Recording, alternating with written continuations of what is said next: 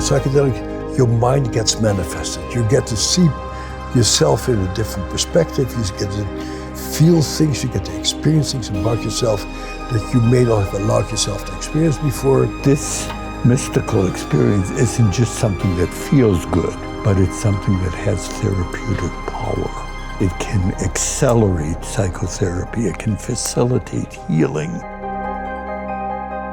It's going to help people with those conditions have another treatment opportunity that may really could even save their life. We really cannot expect these medicines to work like magic pills. It is a co-creation of us with the medicine, and we have to put our work in as well.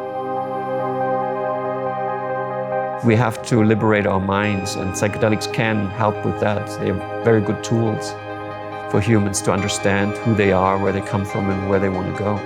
People deserve the autonomy and the liberty to make their own decisions about how to use these medicines safely in their own lives. Psychedelic medicine can help us reconnect with a sense of the meaning of life and our own effort to be more purposeful in what we are doing here, which is also part of the great mystery that we exist at all, that we're here.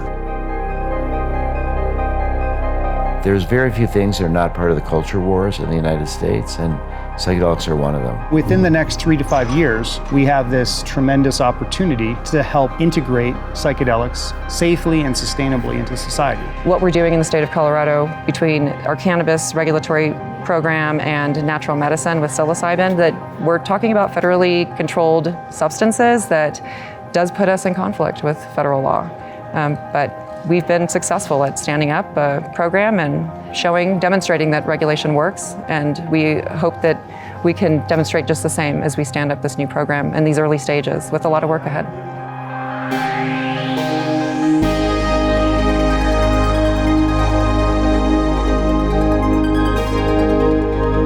It's almost 40 years you founded MAPS. Yeah. If the Rick Doblin of the 80s could time travel and come to see how is the psychedelic scene today, would he be enthusiastic or disappointed? Well, I'd be both. When you think about MDMA being criminalized in 1985, how many veterans have committed suicide since then?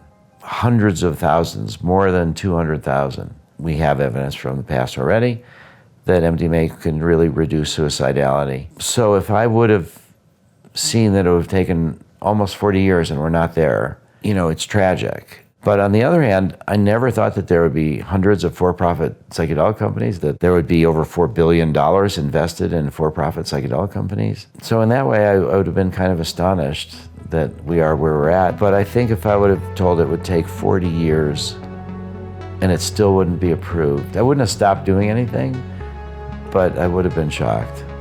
So it's a multi-generational struggle, right? Yes, yeah.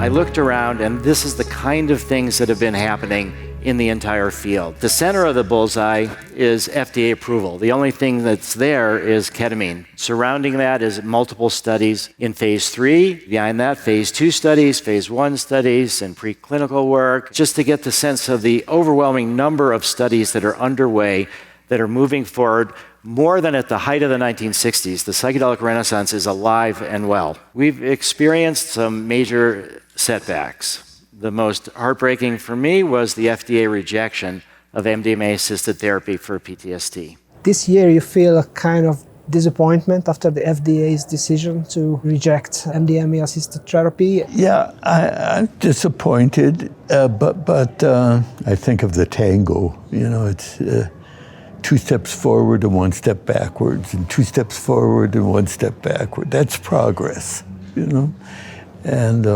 I think those who made the decision were trying to think of a pure pharmacological reaction more than appreciating the importance of the interpersonal set and setting that is integral to the success of these medications, sacramentals is the word we like to use. I think there is an interest in recognizing that the advisory committee wasn't really making a scientific decision, that they were hearing things that were exaggerated, not true. I think there's a challenge to address the critics and demonstrate to the FDA that the data is valid and that there should be a way to move forward. And if they have to move forward with more data, that it should be in a phase 4 context post-approval, not another phase 3 study. It will be approved eventually.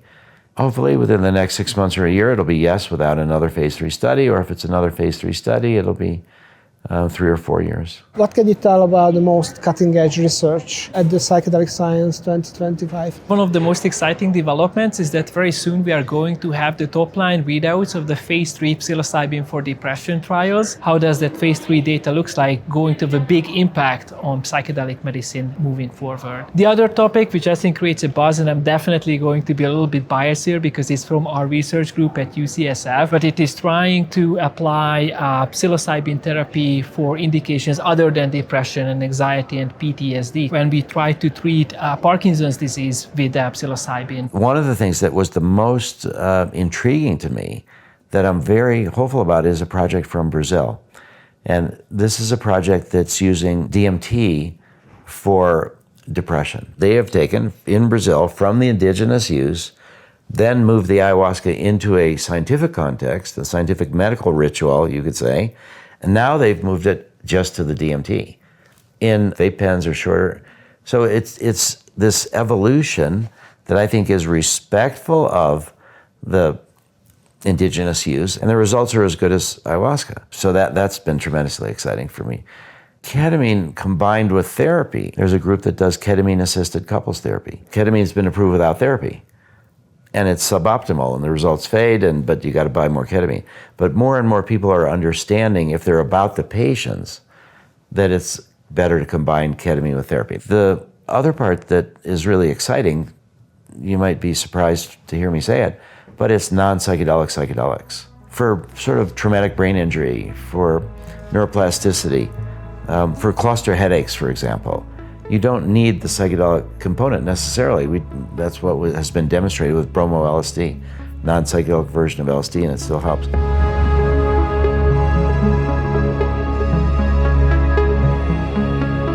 The most important study with the most important political and spiritual implications was being done by Roland, Tony Bossis, and others, and this was the religious leaders study, with people from different religions receiving psilocybin and trying to see what that did for their spiritual understanding, and trying to see, might there be some common ground from which all of these religions spring. Both of you participated in the same psychedelic study conducted by Johns Hopkins University. I know it's very difficult to speak about mystical experiences or psychedelic experiences, but how would you describe what you experienced? Both my experiences were extremely profound, and each had its own theme. So my first experience, the theme was love. And that we as sentient beings, or humans, but also other types of existence, we need to learn to communicate more with our hearts rather than with our heads. My second experience, the theme for which was the womb, that the womb is the center of all creation. Being somebody who believes that God created everything that exists, that God therefore is womb, and then womb on earth, whether it's in humans or animals or plant in different forms, that we should have such an incredible sense of reverence for the womb, that in my experience, I saw two women who mean a lot to me, who have had children, and I just fell at their feet in complete and utter awe and gratitude for what they have done for the human race. The first session was, I think it was a fairly classical Kundalini awakening. It was explosive in its energy and this current moving through my body. I began to think of the Holy Spirit and God even as an energetic force and field that's always present and always moving. So that was the first experience, and it was so important for me to get out of my head and into my body. A month later, I'm back there at Hopkins. My experience was more of my body being in these positions. Like at one point I was rocking like this. And I thought about how Jewish people pray, man, and often Orthodox in their rock like this. And then I found myself flat on my stomach on the sofa with my head on the cushion, and I thought about how Muslims pray off with their head on the ground. So I just had this experience of body prayer that we often don't have in Christianity, that I think Jewish and Muslim people have a much better sense of. I began to develop a much more body-centered theology that was less about what I could figure out in my head and more about how I was experiencing God in my body. Once you've seen, you cannot unsee. And there's an intuitive kind of feeling at home in the universe that stays with you for a lifetime. If you don't like the word spiritual, call it awesome, or choose a word you're comfortable with. But there is a dimension of experience within our minds. And it's there for good agnostics and atheists, as well as true believers in whatever religious tradition, that simply happens. There's something within the human mind that's supremely wise and beautiful and ultimately loving. And people are discovering it all over the place.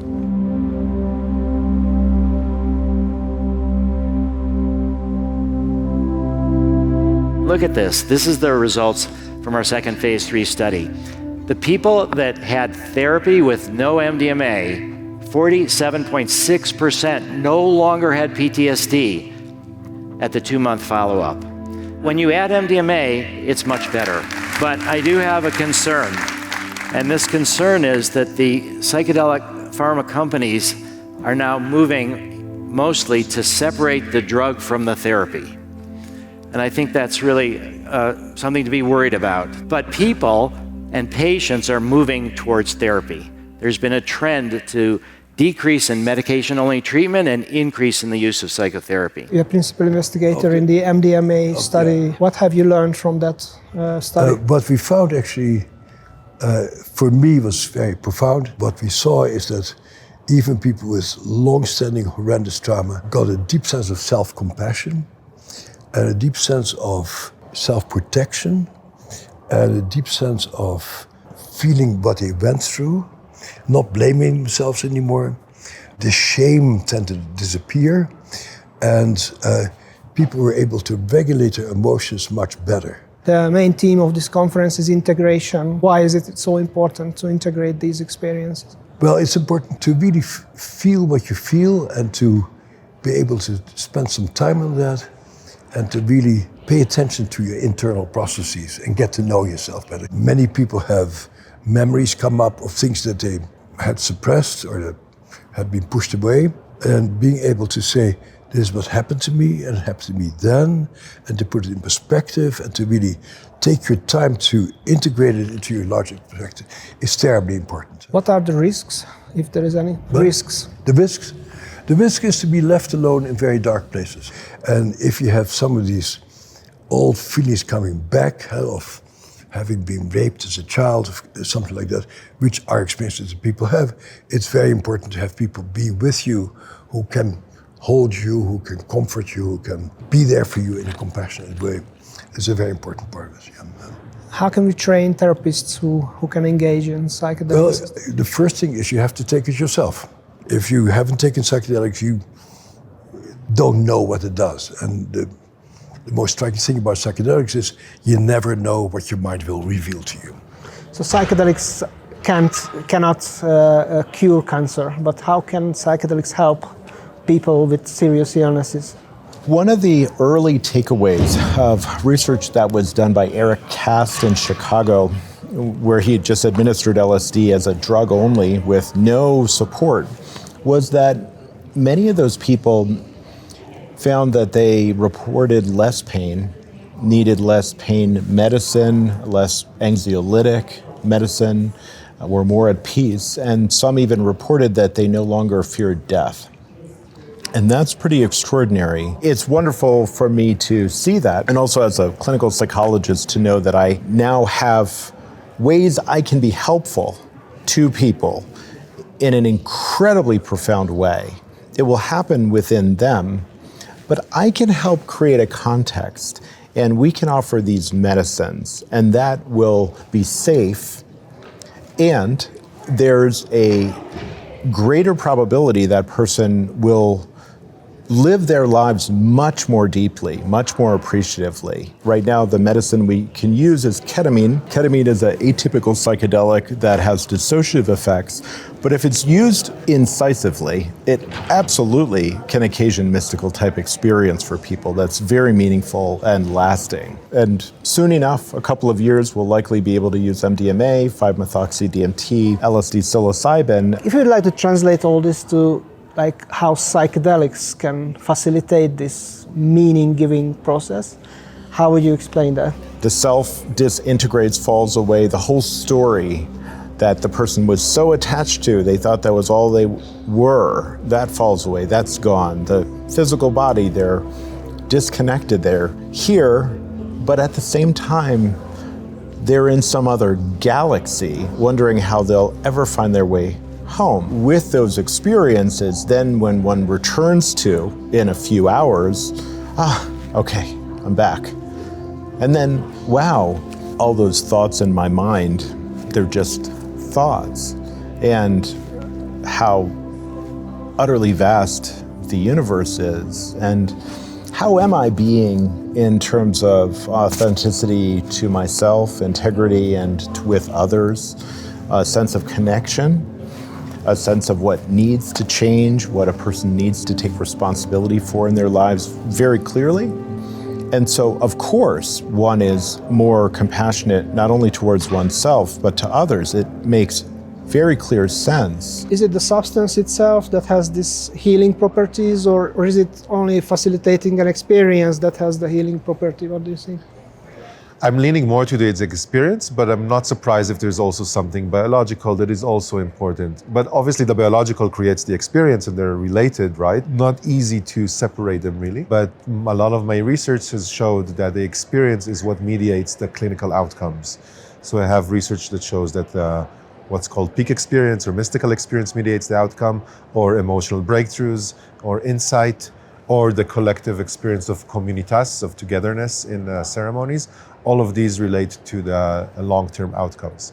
Obviously with the right integration, all these kind of like how you process those experiences, but the experiences are essential, I believe. So far we mostly spoke about individual experiences, but you also study psychedelics as collective experiences. What kind of studies did you done in this field? I moved out of the lab a few years ago to study retreats and ceremonies and rituals, studying the experience of communitas.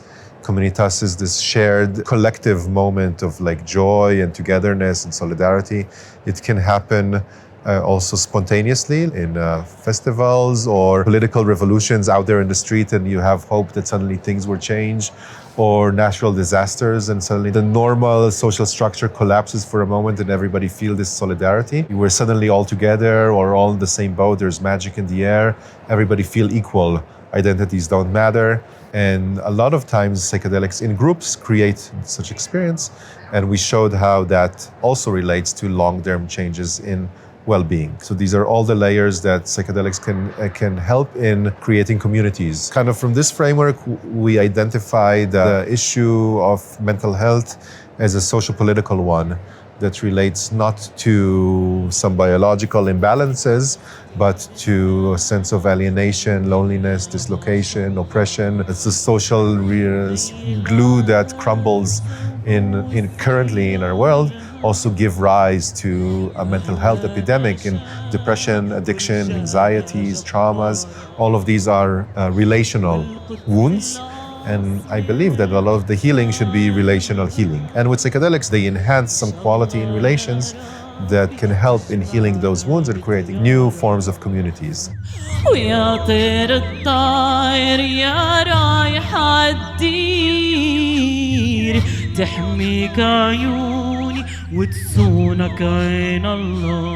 one of the most important things is how do we scale? How do we reduce the cost? How do we provide more access? And so MAPS Israel is doing the only study in the world now that is directly comparing individual therapy versus group therapy. Do you think that group therapy could solve the problem of the high price of psychedelic assisted therapy? No, I think group therapy has a potential of, dramatically lowering the cost. You may not expect this answer, but what we need is legalization. We need legal access for everybody under certain conditions, what they happen to be. You know, a license you get, like a driver's license. We need legalization and state-level reform as a sort of counter to the pharma industry. As long as you've got pharma companies that are separating drug from therapy and are thinking about making money on the drug as much as they can, group therapy will only have marginal effects on making it more widely acceptable. However, let's say in Ukraine, because of the scale of the need, it could say we're going to start up manufacturing inside Ukraine. And we're going to try to produce it at low price, and we're going to make it available to our millions and millions and millions of traumatized people. In that kind of a situation, group therapy could make all the difference.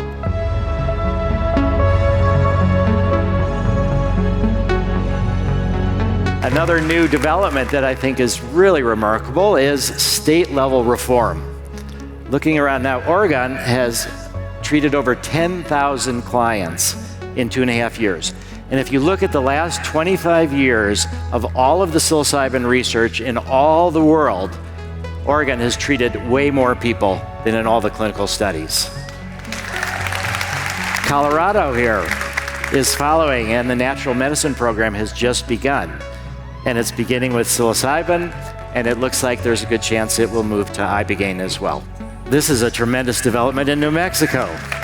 They passed the Psilocybin Act.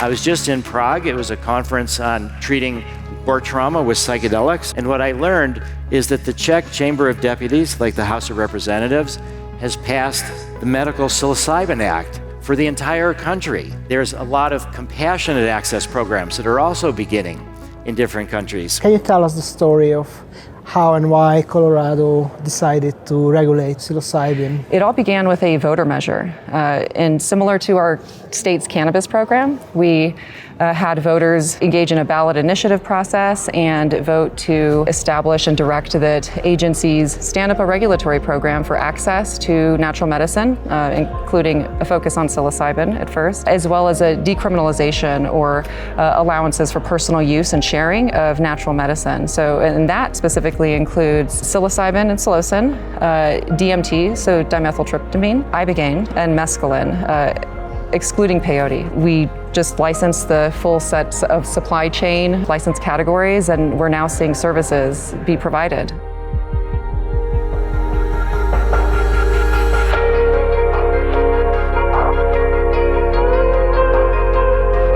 We're an applicant for a microhealing center license. Hope to get it in the coming weeks. We have the magical container here after they go through the preparation to be able to have the journey.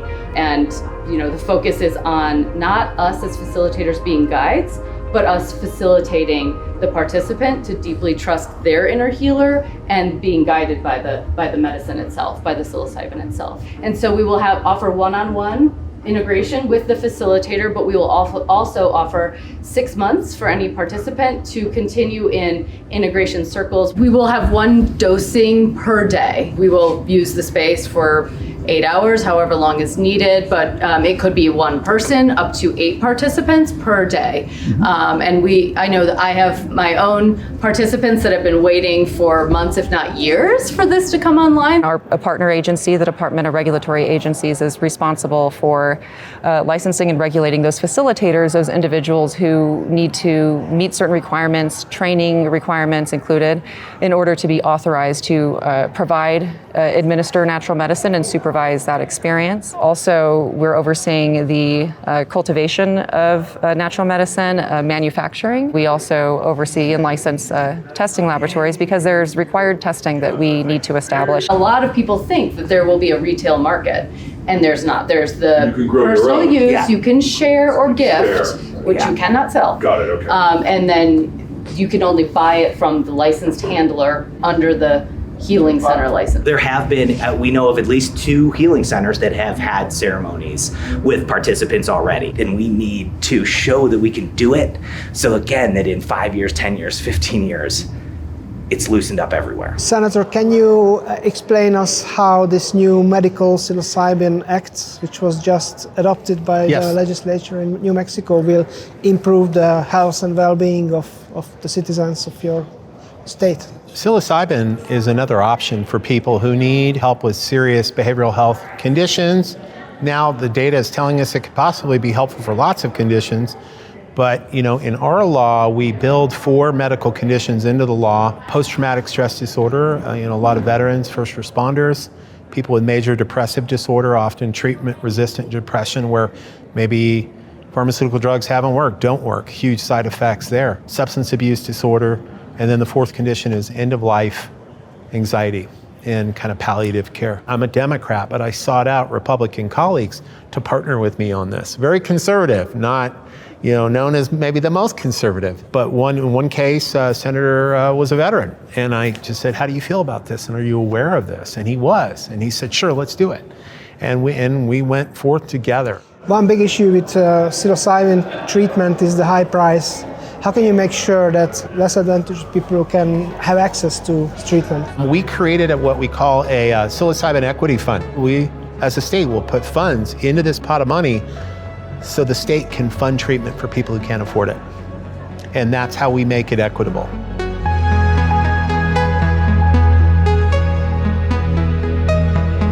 There's a plethora now beginning of psychotherapy training programs that bring the specialized knowledge that have come from these decades of research. We hope one day this training becomes standard for people that want to become psychiatrists and psychotherapists.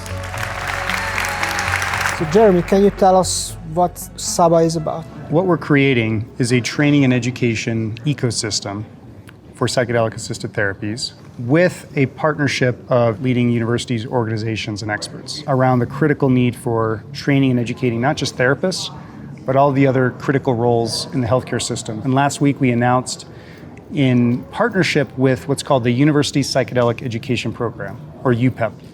And this is a consortium of now 32 universities across 22 states in the United States that are integrating psychedelic education into their degree programs, starting with social work and nursing degree programs. We'll be expanding next to medical schools, psychiatry programs, public health.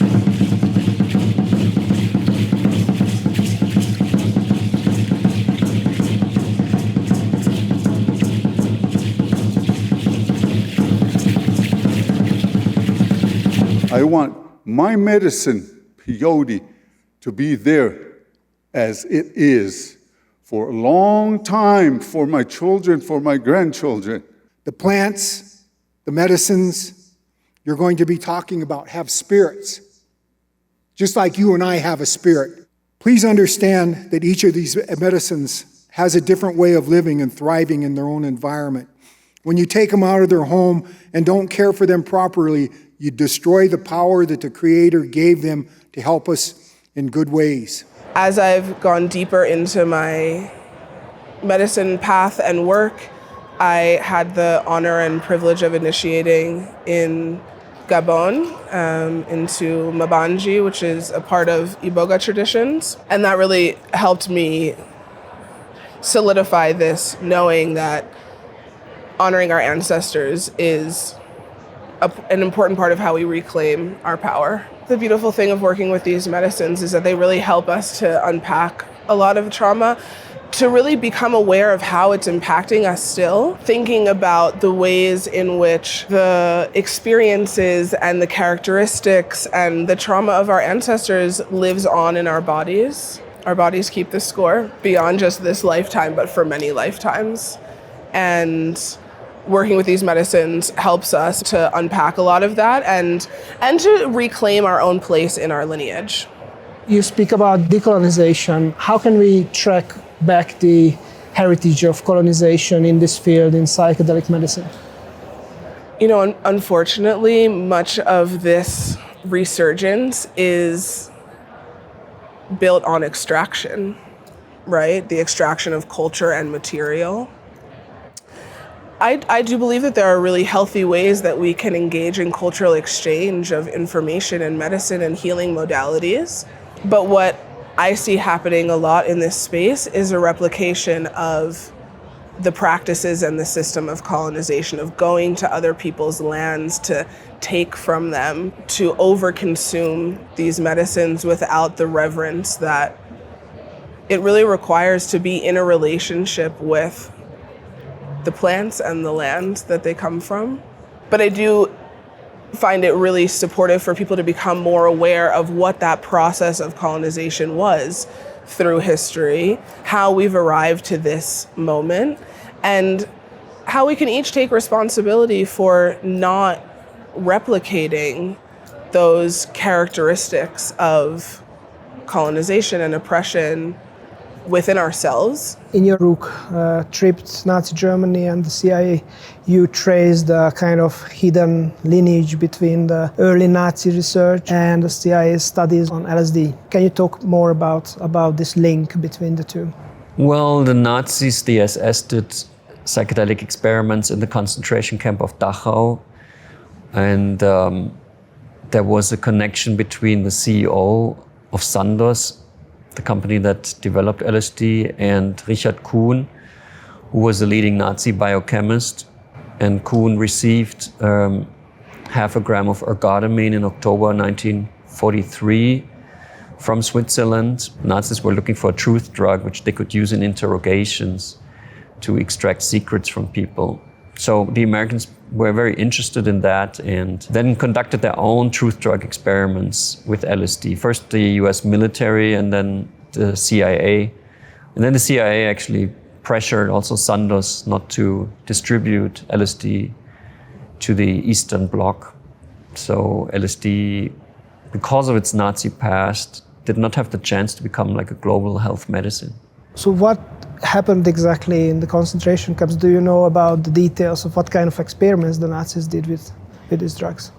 I saw 2 pages of a conclusion of the tests, and I read also one trip report of an inmate who received a psychedelic in Dachau, and he had an amazing trip. Like, he really liked it, which surprised me in the beginning because I thought it must be horrible to have a psychedelic experience in the concentration camp. But he was so happy to experience something else, at least for a couple of hours. And he told the SS supervisor, how great it was. So SS was a bit disappointed because they didn't want to, give inmates a good time. They wanted to destabilize people. What do you think? And that's just speculation. What would have happened if Hitler would use LSD? Would it change him for the bad or good way?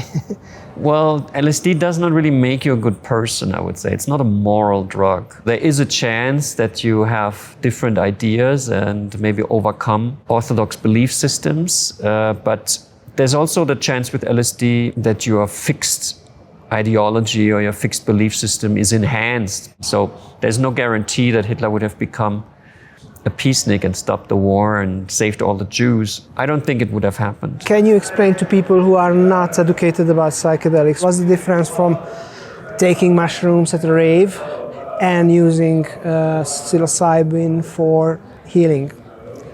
I am a very big proponent of the idea that recreational or community or naturalistic use is healing and is therapeutic, and that sense of just celebrating being alive with other human beings and feeling like you're part of a tribe and you can really enjoy music and aesthetic experiences and all of these things. And I find that to be incredibly healing. And it was where I found my queer identity and found queer community. How can the LGBTQ community benefit from psychedelics?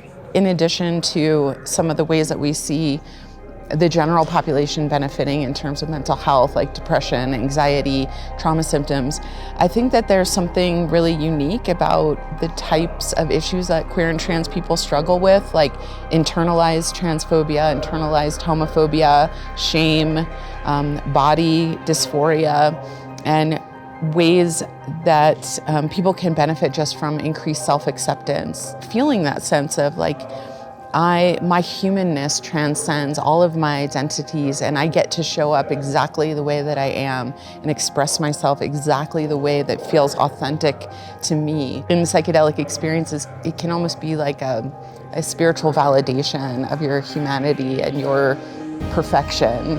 however that shows up. And I think that's just so profound for communities that are marginalized and constantly told that they're wrong or bad for being who they are.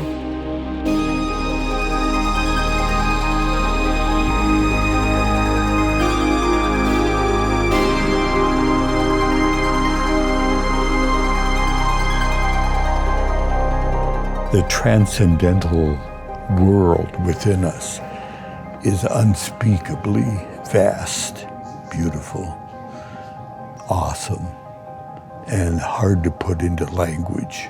Art, music, dance, poetry probably expresses it better than our scientific articles, but we still write our scientific articles and play with our statistics and do the best we can. But this is really at the frontiers of science. This is where science is encountering the sacred.